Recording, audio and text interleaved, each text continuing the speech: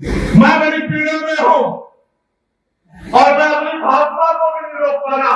उसका कारण है कि जब मैं आपकी तरफ देखता हूं और मैंने वीडियो में आपके जुड़े हुए हाथ और आपके पकड़े हुए कान देखे थे, तो वो दृश्य चीख के मेरी आंखों में आ रहा, उसको मैं भुला नहीं पा रहा।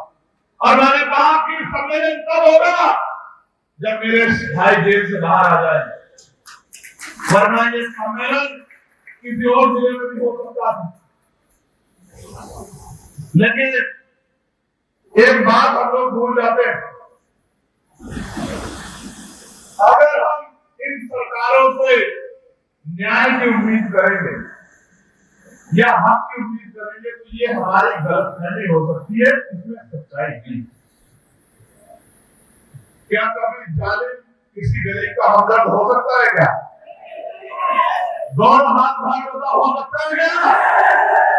मेरे कहने का जो माहौल शुरू किया है, माहौल यह है, और मैं मानूंगा तब जब अपनी मेरी बात को दल पे लगा के जाओगे और यहाँ से जाने के बाद सो मेरे घर में, जब तक मेरे दर्द को कम नहीं कर दो तब तक सो मेरी। हाल क्या है?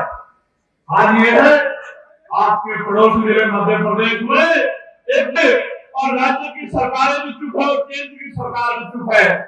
वो मुहिम चला रहे हैं कि बाबा साहब अम्बेडकर नहीं, इस बार पार्लियामेंट चलेगा, मैं सरकार से पूछने का काम करूंगा कि सरकार का रुख इस बात पे क्या है, क्या बाबा साहब अम्बेडकर संविधान निर्माता है या नहीं है, और अगर है तो ऐसे परमिशन प्रोग्रामों को परमिशन की आधार पर मिल रही है जहाँ बड़े बड़े कहने लगा के ये कहने का काम किया जा रहा है कि डॉक्टर बाबा साहब अम्बेडकर संविधान निर्माता नहीं।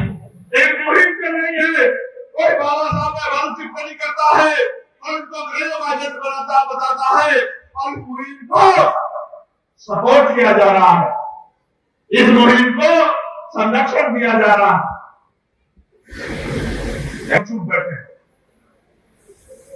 नहीं, चुप बैठे, लेकिन आप जानते हो कि ये सरकारें चाहती हैं कि हम संवैधानिक रास्ता छोड़ के और अपनी लड़ाई को लड़ने के लिए लाठी डंडे का प्रयोग करें। ये सरकारें जानती चाहती हैं, लेकिन आप जानते हैं अगर हम कानून को हाथ में लेंगे तो हमें गोली मारना, हम पे मुकदमा लगाना, हमें जेल भेजना इनके लिए बहुत आसान हो जाएगा।